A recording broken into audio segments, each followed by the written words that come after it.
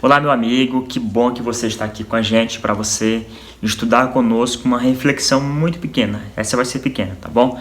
Para a gente entender sobre aceitarmos a Jesus. Será que você já aceitou Jesus? Tem gente que não gosta dessa pergunta. Tem gente que vai na igreja e fica falando assim: eu não gostei do pastor falando que eu tenho que aceitar Jesus porque eu já aceitei há muito tempo, ele mora no meu coração, já tenho muita fé em Deus.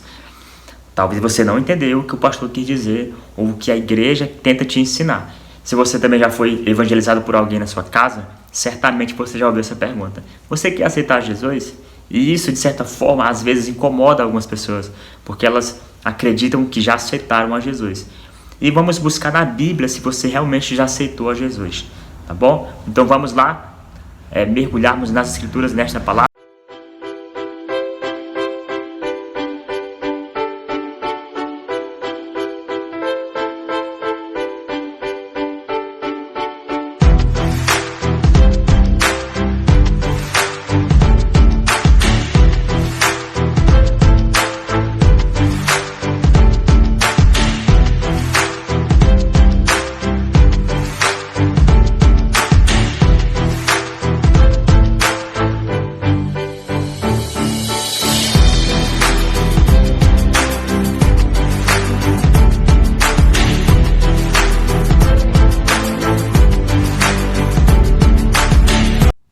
Bom, pessoal, eu separei alguns textos de Lucas 12, versículo 8 e 9, sobre essa questão de aceitar a Jesus.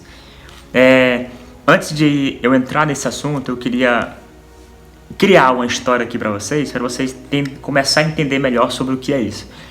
Imagina que existe um hospital com 100 crianças. E hoje a gente vê que é muito comum crianças com doenças praticamente incuráveis, com uma dose está na Suíça, que custa 15 milhões. E é uma labuta muito grande, é algo às vezes que é até impossível para muitas pessoas conseguir curar o seu filho. Então existem muitas pessoas, muitas crianças, vou usar criança porque criança mexe muito com o nosso coração. Vamos supor que tem 100 crianças que estão precisando urgentemente ser curadas, precisam de milagres para que elas possam ser curadas.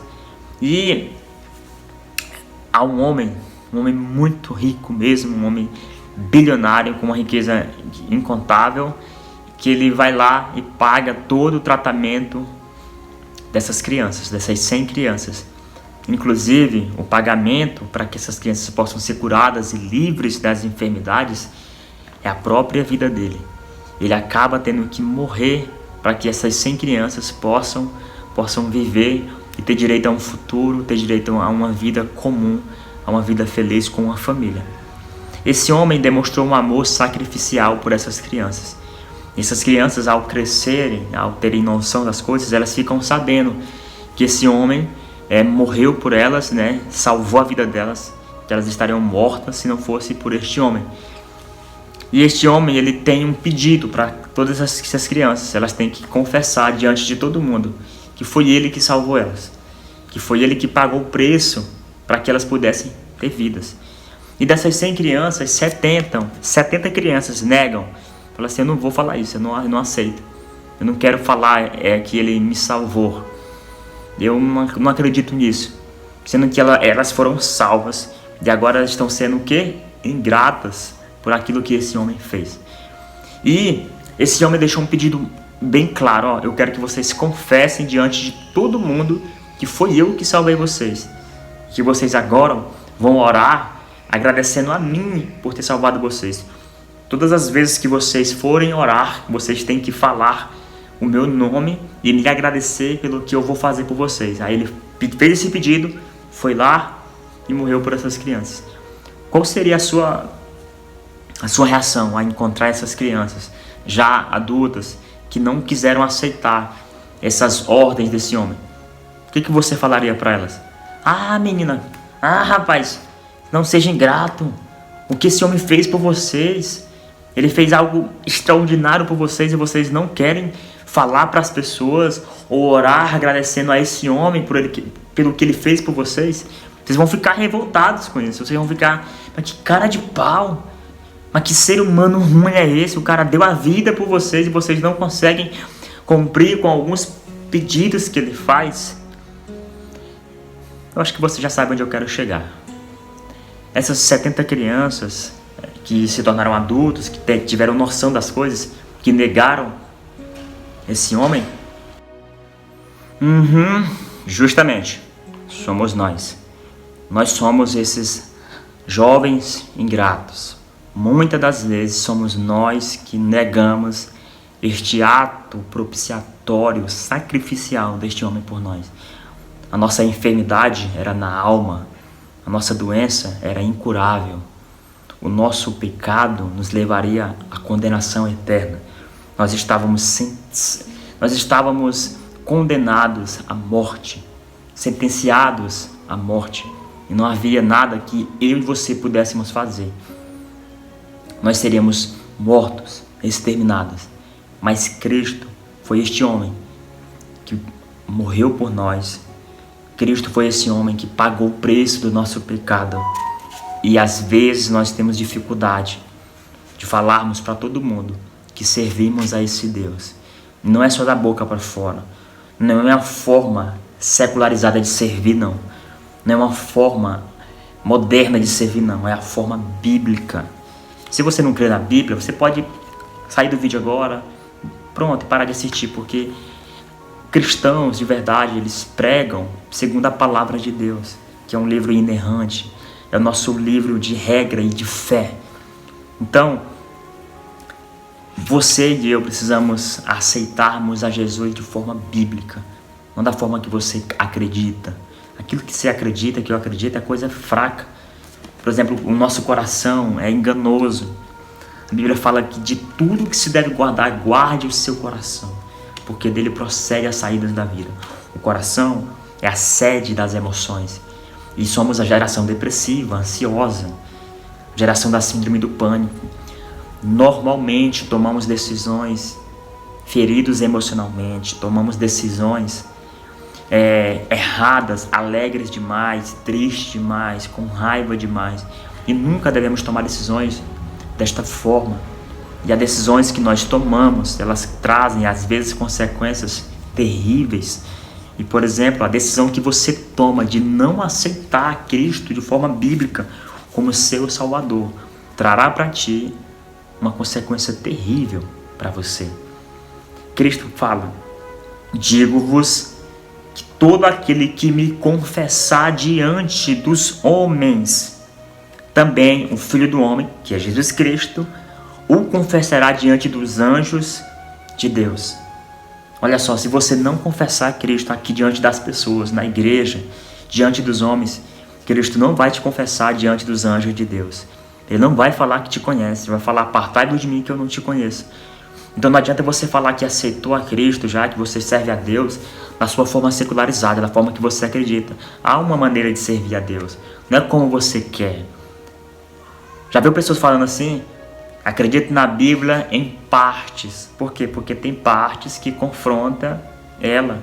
Tem partes que exigem que ela abandone algumas coisas. Ela não concorda. Então não é o que eu concordo. O que a Bíblia fala para mim é o que a Bíblia diz. Que é o que não é. Entende? E a Bíblia, ela tem provado para nós que ela é um livro maravilhoso, que ela tem conselhos para nós, que ela é profética, que ela diz coisas que iriam acontecer e está acontecendo. Então, eu e você temos milhões de motivos para aceitarmos a Jesus Cristo como nosso único e suficiente Salvador. Ele nos amou, Ele se entregou por nós, Ele nos comprou, nos lavou, nos redimiu, sabe? Então, essa mensagem de salvação, ela é uma mensagem que me causa arrepios, porque eu sei da malignidade que há no meu coração e no seu coração. Eu sei o quanto somos pecadores, o quanto somos falhos, invejosos, depravados, mas eu sei quanto nós começamos a ter mudanças quando Cristo começa a habitar no nosso coração. Quando eu falo, eu aceito a Jesus Cristo, reconhecendo a minha miserabilidade e sabendo do amor e da majestade que há em Jesus Cristo, sabendo de tudo de bom que há em Jesus, e que quando Ele entrar na minha vida, ser o Senhor da minha vida, as coisas vão começar a mudar, sabe? Olha só, se você não confessar Cristo diante dos homens, em uma igreja ou em sua casa, quando alguma pessoa for lá, você está negando a Jesus Cristo. Ah, mas eu não concordo. Tudo bem, eu não estou aqui, eu não prego para as pessoas serem obrigadas a acreditar naquilo que eu acredito, não. Eu trago conselhos, eu aponto para aquele que salvou a minha vida, aquele que tem salvado a vida de muitas pessoas. Se concorda comigo que a família é a base da sociedade, é a base de tudo. Pois é, Cristo, ele nos salvou para que pudéssemos ser uma família, um corpo, uma unidade. Sabe, para que nós sejamos a noiva dele, para que venhamos a servir a ele. Todos os padrões que Cristo pede, padrões bíblicos, ele nos leva à vida, à alegria, e nos ensina a plantar coisas boas para colhermos coisas boas. Os tempos ruins que nós passamos são tempos das nossas colheitas que nós temos colhido, nas nossas más plantações. A gente fez coisas erradas e vamos colher maus frutos pelas nossas ações. E se tu quiseres parar de colher coisa ruim, começa a plantar coisa boa hoje. Você só vai conseguir plantar coisa boa se você confessar Cristo como seu único e suficiente Salvador. Meu convite nesse vídeo é que você aceite a Ele, que você conheça Ele de uma maneira que você nunca conheceu. Não pela uma maneira religiosa da igreja, de uma maneira de um pastor que você segue. Não, não, não. Esse pastor que você segue, que você admira, ele conheceu Jesus, por isso ele está pregando. Muitas pessoas que você admira conheceram Jesus, por isso estão falando.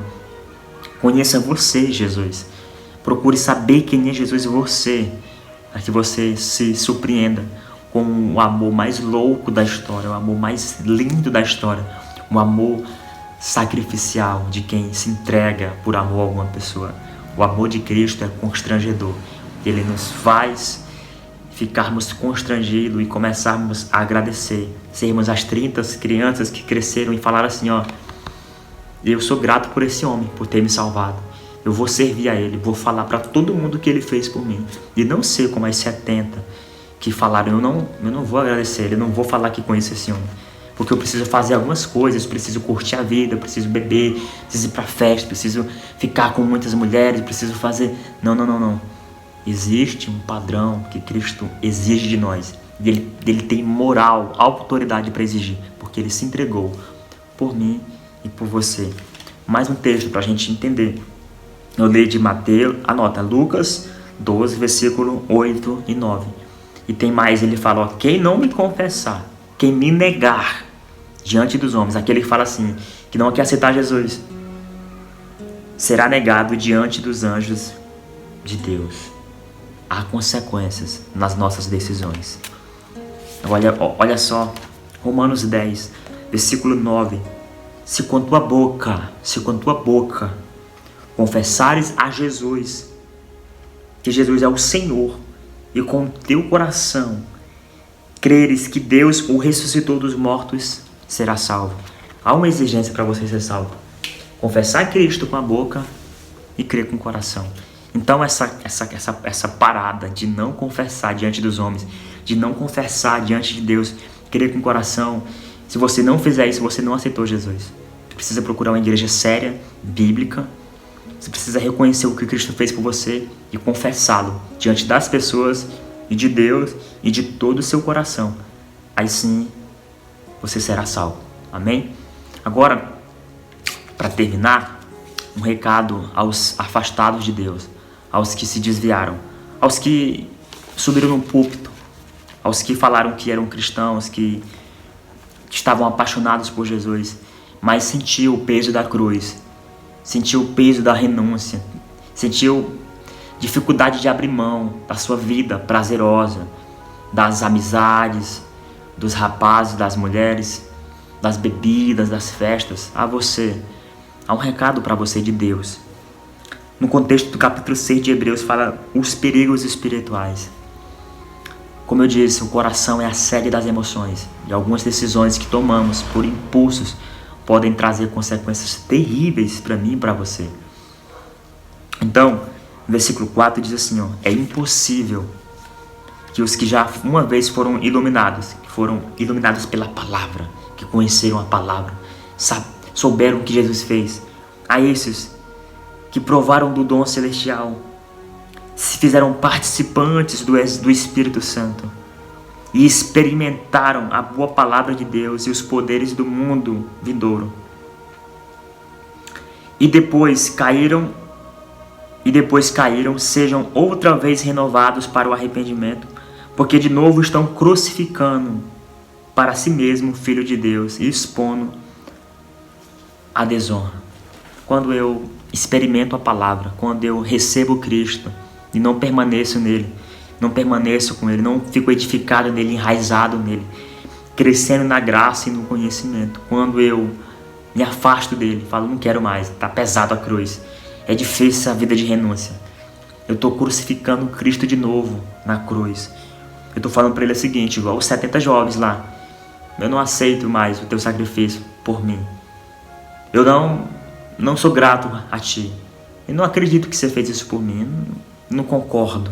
Sendo que as tuas decisões no quarto sozinho, quando o Espírito Santo te pega por dentro e fala com você, e são respostas de quem é você e de quem Deus é, da sua depravação e do amor, da redenção que há em Cristo, da oportunidade que você tem todas as manhãs de se renovar com Ele, renovar a aliança com Ele e não estar renovando. Por favor, tome cuidado com a vida que você está levando. Você sabe quem é Cristo, você sabe o que Ele fez por você e mesmo assim tem esbofeteado Ele, colocado na cruz de volta, tem cuspido nele de novo, tem blasfemado com Ele de novo. Cuidado, volte para Cristo, volte. A Bíblia diz que iria acontecer isso nos últimos dias. Quem estaria limpo, se limpe mais. Quem estaria sujo, ia se sujar muito mais. Volte para Cristo. Volte a amá-lo, a servi-lo. Não vale a pena viver no mundo, nos prazeres desse mundo. O que vale, como Cristo disse, é até mesmo perder a sua vida para achá-la em Cristo, do que ganhá-la aqui no mundo e perdê-la para Cristo. Esse é meu recado para você. Que Deus tenha misericórdia de você, da sua casa, da sua família. Seja forte, seja corajosa. Tenha coragem para dizer não para o mundo e para aquilo que tem te dado propostas encantadoras, mas que no final tem gosto de morte. O caminho de Cristo é estreito e apertado, mas no fim tem vida eterna. Que Deus abençoe você, a sua casa e a sua família.